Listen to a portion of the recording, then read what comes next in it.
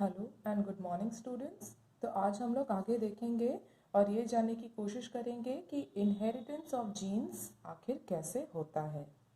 जब हम रिप्रोडक्शन की बात करते हैं तो यहाँ पे क्रोमोसोम्स बहुत ही इम्पॉर्टेंट रोल प्ले करते हैं। तो यहाँ पर एक सवाल फिर आता है कि what happens to the chromosome number during reproduction.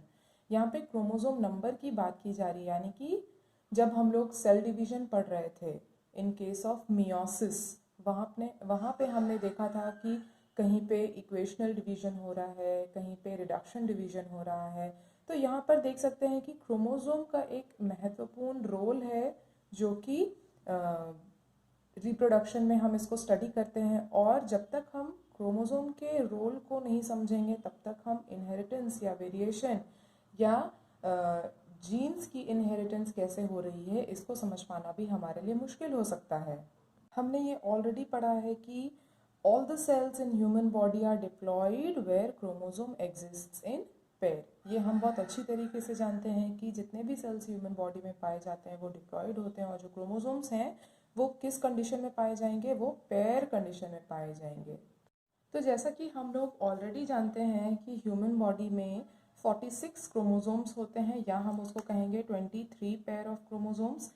अब आउट ऑफ 23 पेयर जो 22 पेयर है उनको हम कहेंगे autosomes. These autosomes they are responsible for growth and repair of body cells। और जो आखिरी पैर होता है 23rd पैर, उसको हम सेक्स क्रोमोसोम बोलते हैं, जो कि रिस्पॉन्सिबल होगा in formation of sex cells. चाहे हम उसको स्पर्म बोले या एग बोले, ये उसके लिए रिस्पॉन्सिबल होता है। अब जब हम रिप्रोडक्शन की बात करते हैं तो यहाँ पे रिक्वायरमेंट है मेल एंड फीमेल। अब जैसा कि डायग्राम में आप देख सकते हैं कि मेल की तरफ से 46 chromosome, 44 autosomes plus 2 sex chromosome. उसी तरह से फीमेल कंडीशन में भी दोनों सेल अभी क्या है, डिप्लॉयड कंडीशन में है, 2n कंडीशन में है। लेकिन दोनों जब अपना कंट्रीब्यूशन देंगे तो नंबर ऑफ क्रोमोसोम रिड्यूस करके हाफ हो जाएगा, 23 एंड 23। तो यहाँ पे क्या कंडीशन हम देखेंगे, यहाँ पे होगा कंडीशन 22 प्लस 1, 22 प्लस 1, यानी कि 22 autosomes and 1 sex chromosome, 22 autosome 1 sex chromosome. अब क्या होगा, क्योंकि ये n कंडीशन में आ गया, मतलब हैप्लॉइड कंडीशन में जब आ गया तब ये दोनों आपस में फ्यूज करेगा और क्या बनेगा, जाइगोट। और जैसा कि हम लोग ऑलरेडी पढ़ चुके हैं, fusion of gamete is termed as fertilisation, और fertilisation will result into the formation of zygote. अब इस जाइगोट जिसकी फॉर्मेशन अभी भी हुई है, इस जाइगोट की प्लॉइडी क्या होगी। जाइगोट हमेशा किस कंडीशन में होता है, डिप्लॉयड कंडीशन में होता है। जाइगोट कैसे डिप्लॉयडी में आ गया, डिप्लॉयड कंडीशन में कैसे आ गया। मेल की तरफ से हमें मिला 22 प्लस 1, फीमेल की तरफ से हमें मिला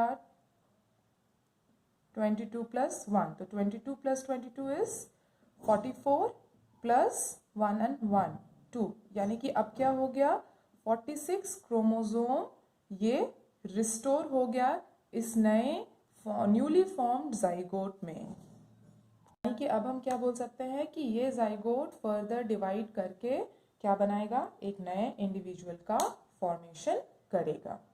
तो यहाँ पर हमें एक बात को हमेशा अपने ध्यान में रखना है कि जो स्पर्म एंड एग होते हैं उनमें क्या प्रेजेंट होगा। हम एक तरह से बोल सकते हैं कि they contain one representative of each type of chromosome and not the pair. क्यों, क्योंकि जो सेक्स सेल्स हैं वो तो हैप्लॉइड कंडीशन में है, तो उस कंडीशन से इनमें one representative each type of chromosome present होगा। क्यों, जब फ्यूजन होगा गैमीट्स का तब जाके मिक्सिंग अप होगा क्रोमोसोम का, एंड फिर वहाँ पे डिसाइड होगा कि कौन सा क्रोमोसोम किस क्रोमोसोम के साथ पेयर करके मेल बनाएगा या फीमेल बनाएगा। तो चलिए अब हम लोग बात करते हैं क्रोमोसोम के बारे में।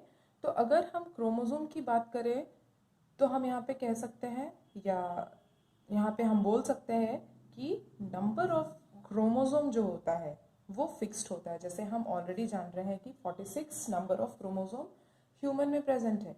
हर ऑर्गेनिज्म में अपने अपना सेट ऑफ क्रोमोसोम प्रेजेंट होता है, वो नंबर फिक्स होता है।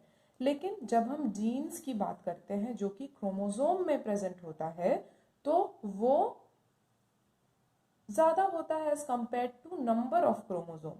जैसे कि हम बोल रहे हैं कि ह्यूमन में 46 क्रोमोसोम्स प्रेजेंट होते हैं। तो सपोज यहाँ पे डायग्रामेटिकली मैंने एक क्रोमोसोम का डायग्राम यहाँ पे बनाया है, रिप्रेजेंट किया है, तो क्रोमोसोम नंबर इज फिक्स्ड। लेकिन जब हम जीन्स की बात करेंगे जो क्रोमोसोम में प्रेजेंट होता है, ये क्या होगा, इसका नंबर ज़्यादा होगा, इन थाउजेंड्स।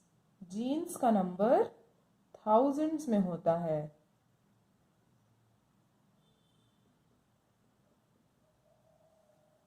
ओके,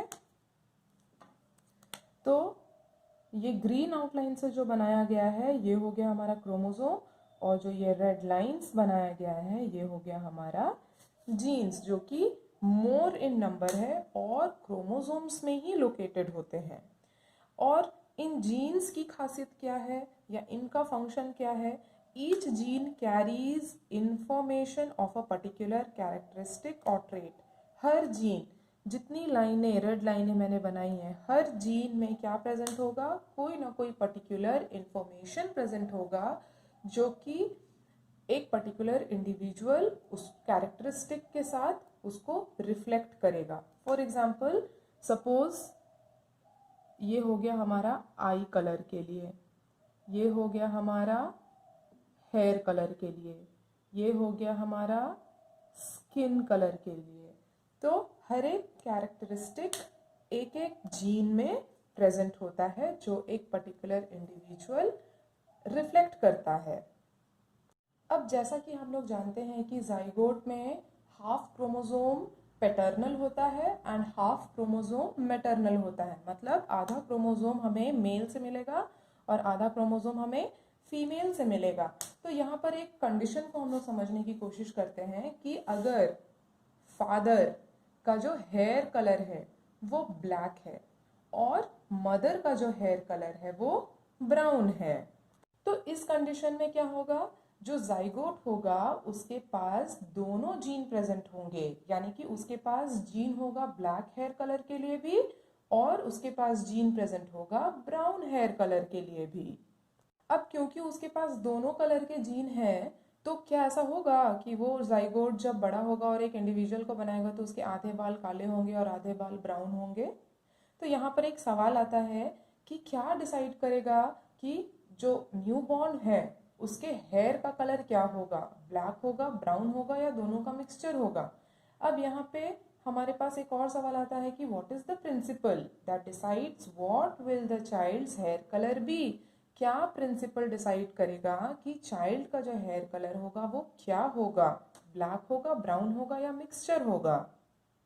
तो हमारे सवाल का जवाब है डोमिनेंस एंड रेसेसिवनेस। इसके बारे में हम लोग चैप्टर में जब आगे आगे पढ़ेंगे तो इसको डिटेल में स्टडी करेंगे। अभी के लिए हम बस इतना जान लेते हैं कि एक पर्टिकुलर इंडिविजुअल का ट्रेट डिसाइड करता है कि कौन सा कैरेक्टरिस्टिक डोमिनेंट है। जो डोमिनेंट होगा वो ही रिफ्लेक्ट होगा, लेकिन जो रेसेसिव होगा वो भले उस इंडिविजुअल में प्रेजेंट है लेकिन वो दब जाएगा, वो डोमिनेंट ट्रेट से दब जाएगा और वो रिफ्लेक्ट नहीं होगा।